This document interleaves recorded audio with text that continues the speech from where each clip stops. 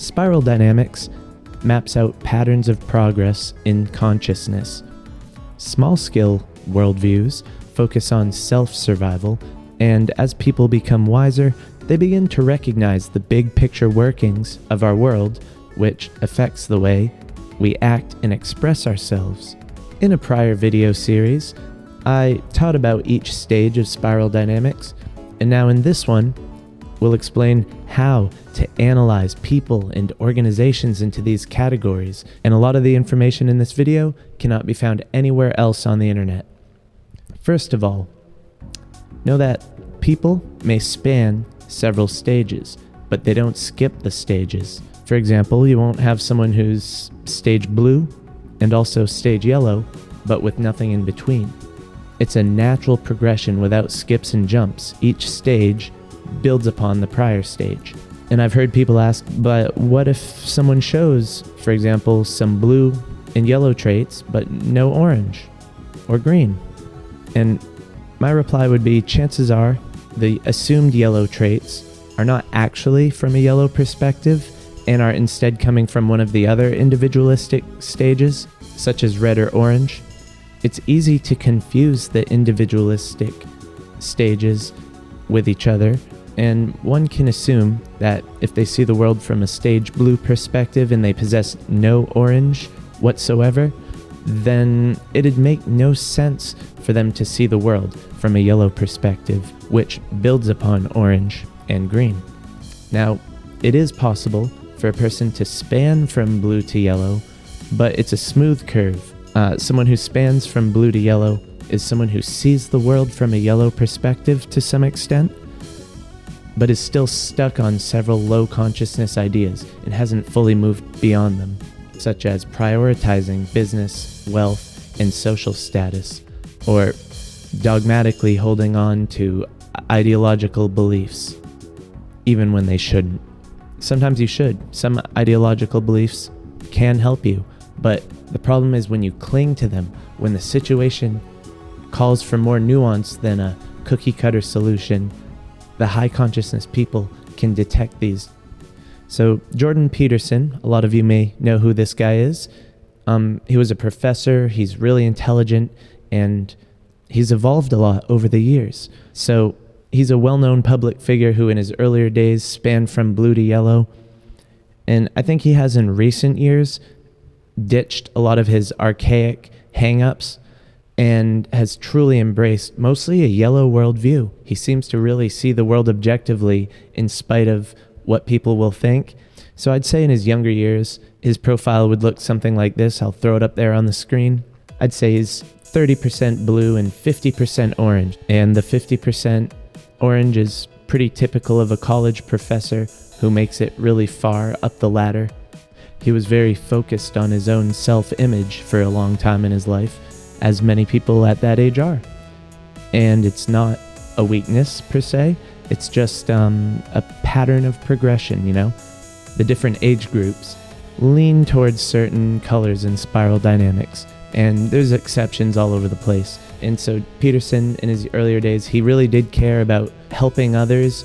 There was a real innate stage green in him, and he did have a really excellent understanding of many different perspectives and psychologies, from having read people like Carl Jung and religious texts, as well as Nietzsche and other philosophers and subjects. He was a very, very well-read person, and in the early stages of his life, he had something like 10% yellow. But in modern years, he's really evolved a lot. He went through a lot of trials and tribulations. I'm not going to get into them here, but he's an interesting guy. You can check out some things about his life. Anyway, he was, I'd say towards the end of his life, he still had a little of that blue in him, but it dissolved down to 10% maybe. In the stage orange in him too, his priorities completely shifted. You know, the green increased a little bit. He became a little bit more concerned with the welfare of others. And most notably, I'd say now he's more than 50%. I'd say I put him at 55% yellow. He really lives in a space where he just can see truth. And I'm constantly shocked by the depth to his quotes. Sometimes he's a little bit off, he's not perfect or anything, but the profundity behind a lot of what he says strikes me, and it comes from a yellow place. And his uncanny natural talent for prophecy can't go without notice. He has to be at least 5% in turquoise. The profound effect he's had on so many people steps into a turquoise zone. So I'm not saying he's mostly there, but he has a little pinky toe in turquoise. So you'll see kind of people tend to stick in one category the most, and then the rest is all just kind of like a spectrum, just adds a little color, a little personality, a little uniqueness to a person's profile. But if I say like Alan Watts is in yellow, really what I mean is he's a little bit of this and a little bit of that, but mostly yellow. So we'll analyze him in a minute. But I wanted to get into one of my favorite athletes of all time, Michael Jordan. We talked a little bit about him in my Stage Red video. And I analyzed young Michael Jordan sort of when he was at his most competitive, naive stage in his life. He was like 70% red, 30% blue. So like the red, you can totally tell he's the most competitive person you've ever met, but he's always had a little bit of blue to keep him on the right path.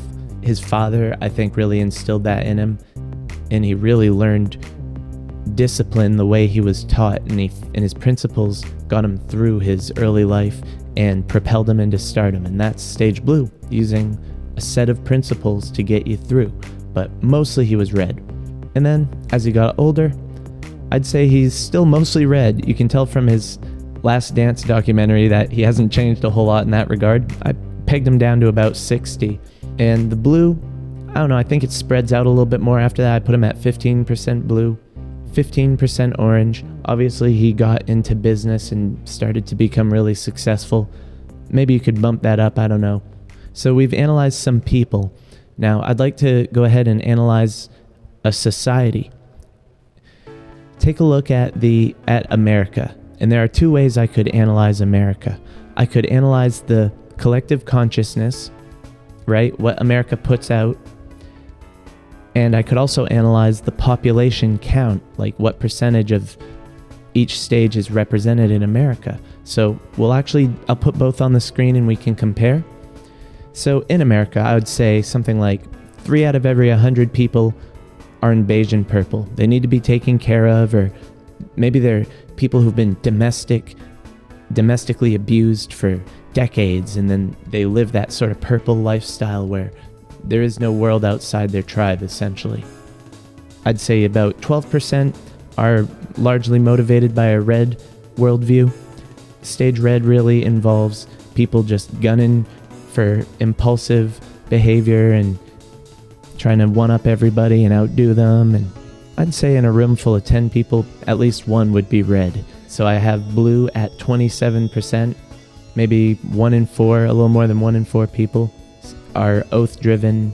They stick to their guns, they stick to their principles, they follow the authority, and they don't question the authority so much or openly.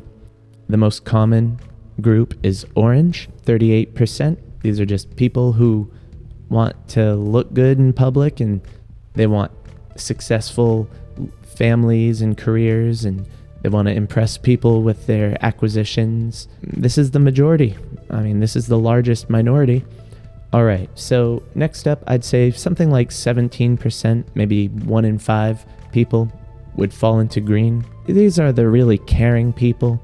They're obsessed with things like volunteering and helping others and spreading love and learning about other cultures and all that stuff. Anyways, moving on, I'd say 3% are probably yellow. Maybe 3 out of every 100 people in a room might happen to be yellow. And if you were to take a group of, say, old people, the percentage would be higher. If you would take a group of young people, the percentage would be much lower. And lastly, at 1/100%, I have turquoise. Maybe 1 in 10,000 people are turquoise. And you won't meet many of them. All right. And I'd say in America, the collective consciousness, we're sort of on average 30% oath-driven, 40% materialistic and 30% socially minded. And really, as a country, we aren't yellow at all. We certainly aren't purple. So even though, like I said, we have some of those people peppered in, as a whole, on average, America puts out blue, orange, and green. Now, our formal leadership doesn't represent our collective identity. So I'd actually assign a whole different profile to them, and I'd say there's a lot more of the low consciousness stages and even a little bit of yellow. So let's analyze a few more people. Elon Musk, he's popular right now. Obviously, he is a very, very, very successful business person, and that is his main focus in life. That puts him at mostly orange. I think he has a genuine sort of compulsion to make the world a better place, and I'm not so sure he knows how to do it. I'll put him at 20% green, and he is thinking at that high level, so I put him at least 10% yellow. Now, another interesting famous person who we hear a lot about, Bill Gates. Where would we put him? He strikes me as someone mostly in orange, yet carries some green and yellow. So same profile as Elon Musk, but I think he shows sort of a different side. Gates thinks about the big picture and is completely willing to take a wrecking ball to all sovereign nations and operations in order to put new systems into place. So he's sort of that malicious yellow in a sense. I mean, I see his approach as incredibly dangerous. Certainly he has created chaos in many ways, which I won't name, but can easily be found. People who rest in that orange to yellow range are potentially great threats to all of humanity in their broad-scale schemes which affect everyone, and they globally affect people in unpredictable ways. And if you want to know why that's true, check out my systems thinking video where I discuss exactly that. So Gates calls himself a philanthropist, and it seems he's fully convinced himself that he's doing good in the world. So he represents the most reckless versions of orange, green, and yellow, I would say. So if you want a good example of someone who's mostly in stage yellow, I give you Alan Watts. He lived in a world of philosophy, spirituality, and experience. He was plagued with certain worldly entanglements, so he wasn't completely in yellow, but for the most part, he was playing with big picture ideas, and he even discovered some deep truths and helped many wake up.